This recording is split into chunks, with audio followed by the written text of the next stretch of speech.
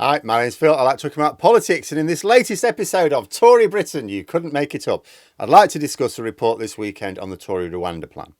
It would appear that even if they manage to somehow come up with a way of sending refugees to Rwanda without legal obstacles, they may be physically unable to do so. See, the problem with putting refugees on a plane to Rwanda is you need a plane, and it seems they don't have any. But first, if you'd like to be notified of daily news and politics, please subscribe to the channel. So, in reality, we probably don't have to go this far ahead with the logistics of the Rwanda plan because there are so many reasons why it's never likely to get as far as putting asylum seekers on a plane.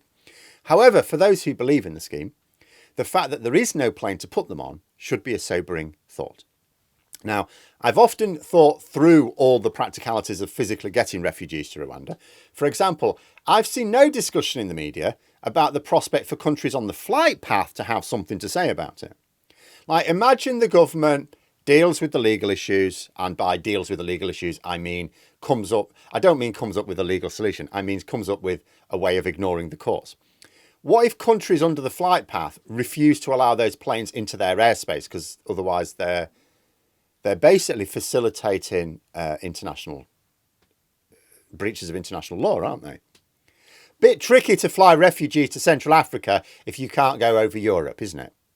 But it seems I needn't have wasted my time wondering about that, even if the Tories somehow managed to stop the courts objecting. They're missing two vital components. In order to fly anyone anywhere, you tend to need a couple of things: a plane and an airfield. And the government don't have either. According to a report in the Sunday Times yesterday, no airline is interested in the contract because of the reputational damage they would suffer. The airfield they have earmarked isn't suitable either, given that any attempts to take refugees to Rwanda, particularly if you do so by ignoring the law, would attract a lot of protests determined to prevent takeoff. You'd need an airfield which is secure enough to prevent protesters getting to the runway. The intended airfield is in Wiltshire and it does not have that security. In addition, it will cost millions to upgrade it. Millions that are not being spent on upgrading it. But if it were, more money thrown into their sunk cost fallacy. The article quoted someone described as a senior government source saying, "We've given £100 million to a Rwandan government for a Rwanda scheme, and yet we have no planes to get people to Rwanda." I mean, 100 million? It's at least 240 million, mate. Keep up.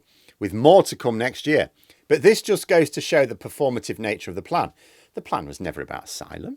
It was about combining two of the Tories' favourite pastimes, looting the public purse and dividing the population with culture wars.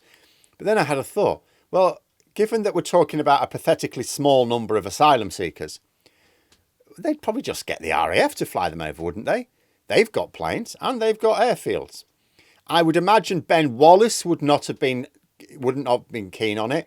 I remember when Suella Braverman wanted the Ministry of Defence to help her cover with border control due to a strike action, and Wallace said he wasn't going to get his department to cover for her incompetence. But Wallace is no longer there. Grant Shapps is. If Sunak really wants the planes to take off, I'm sure his mate Shapps will make it happen. Only, according to the report, the Ministry of Defence isn't all that keen to get involved. It specifically cites them as not wanting to invite protesters to their own bases, and that it would not be prepared for they'd have to spend £20 million to upgrade the security at one suggested airbase. And they're not prepared to do that. It's like, if you want us to do it, you bring it out of another budget. I imagine they'd also be less impressed at the idea of wasting resources that has been much depleted by the Tories on a harebrained scheme that is just a complete waste of resources because it can't possibly work. I almost had to laugh when the article quoted someone from the Home Office saying that they had already spent some money on this airbase. They talked about a snowplow. Oh, we bought a snowplow for them to clear the snow, from the runway to make sure the planes can take off even if it's snowy. And I'm thinking, this would have been purchased when Suella Braverman and Robert Jenrick were in charge. And I would almost be willing to bet a lot of money that they asked if they could use the snowplow to clear protesters off the runway as well. Serious, I bet the question was asked. Other ministers are apparently reluctant to invite disruption at commercial airports from protesters as well. No real way of securing those without massive delays for passengers. So shall we have a little recap on the Rwanda plan? Let's go over the litany of face palms regarding the scheme. The first point is the whole basis of the scheme is a nonsense. There's not a deterrent effect because you're talking about, first of all, you're talking about people fleeing war and persecution. Even if they know about this thing, it's like, okay, so I'm fleeing war or persecution, like my life's in danger. Am I going to be swayed by the fact that there's a 0.2% chance that I might end up going to Rwanda? No, the risk of travelling across the channel in that rickety boat is far greater than the risk of being sent to Rwanda, right? And if they're willing to take that risk of crossing the channel in a fairly unsuitable boat, then yeah, they're not going to be put off by a 0.2% chance they end up in Rwanda. But the second thing is, who's going to tell them?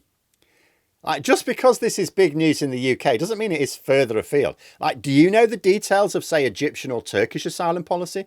No, neither do I, much less asylum policy of countries where some of these refugees will be coming from. Like, news like that doesn't really carry very far. The second issue is that the scheme has been described as hideously illegal in broadly three ways. The first is it is illegal in domestic law. Now, the government are making no attempt to repeal the offending domestic law. Why? Because Parliament doesn't want to. Second, breach of the European Convention on Human Rights. Are the government actually going to pull us out of that? No, because Parliament doesn't want to, and there's no public mandate. Third, it is a breach of other international law. So even if they change that domestic law, they pulled us out of the European Convention on Human Rights, it still breaches other international laws related to our role in the UN. Are the government going to pull us out the UN obligations? No, because it's never mind Parliament. Even they don't want us losing our seats on the Security Council. Can you imagine that going to election? Oh yeah, we sacrificed our seat on the UN Security Council so we could send 100 people to Rwanda. And without any planes to do it. No, even the headgammons aren't talking about that yet. There is simply no consensus in Parliament to change any of the laws, any of them that this plan breaches. Remember, the government and the noisiest Tory loons, they are not the will of Parliament. They're certainly not the will of the country. The government now plan to come up with a scheme to disapply court judgments. They want to give themselves the power to simply ignore the courts when it comes to human rights. And remember, this is government ministers, not Parliament.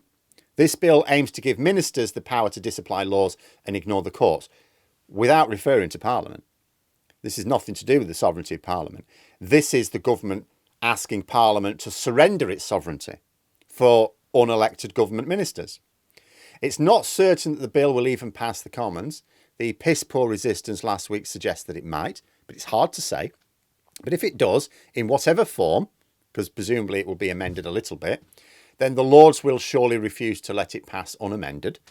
And given that the government will not accept the Lords' amendments, well, that should be that. There's no more time to ram it through the Lords with the Parliament Act. Sunak's no longer able to force any legislation through Parliament before the election, even if that election were to be at the last minute. But let us say that Sunak manages a political miracle. Let us say that he fashions the bill in such a way that he can get both wings of his party to approve it, however reluctantly, and somehow get the Lords to accept it as well. So it passes into law. There will then be legal challenges. The legislation may not do what Sunak claims it will do, so people will ask the Supreme Court to get involved again. That will take time. If the Supreme Court says that it does do what Sunak claims and that he can proceed, still not plain sailing. Even Tory MPs acknowledge that individual legal challenges will be possible with this bill. So even if a court doesn't rule the entire scheme unlawful after this bill passes, it could still be unlawful to send certain individuals using the scheme. So it's like, okay, in theory, you can send refugees to Rwanda, only not that one, or that one, or that one, or that one. And all of this takes more money and court time to establish. And if Sunak somehow manages to get through all that, assuming he has final clearance, he's got his 100 refugees, the courts are saying, all right, you can send those. Or you can't send them, but you're going to ignore us anyway, right? Which will have cost us at least £290 million. That's just what we've given the Rwandan government. That's not including all the other costs. He doesn't actually have a plane to send them in. And if he did give the Ministry of Defence the money they need to upgrade their airbase and requisition a plane for them to use, it would not only be adding to the costs, but that would take time to implement. Because the article did not give the impression that this work on upgrading that airbase was even taking place. What we have here is an incredibly toxic and expensive bluff and Trojan horse. For Sunak and his allies, it's a bluff about which he's about what he's prepared to do. You know what? Oh, of course I'm going to do this thing. He likely knows that there are so many obstacles in the way of this plan that it's never happening, and he will have to fall back on it. Well, I'll tell you what, then I'll just put it in the manifesto. For the far right, it's a Trojan horse to weaken the human rights of us all. They don't care about small boats. If they did, they would just insist the government arrange returns agreements and safe routes for genuine asylum seekers. You know, like we had when there was no small boats problem a few years ago. No, they're after our human rights. Leaving the EU was just the first step. So it's all just a political game, one which the grown-ups will have to clear up after in another year. But there we are. Those are my thoughts. Let me know yours in the comments below. Hope you found the video interesting. If you did, please click the like button. If you'd like to support the channel further, the join button for memberships. And until next time, I'll see you later.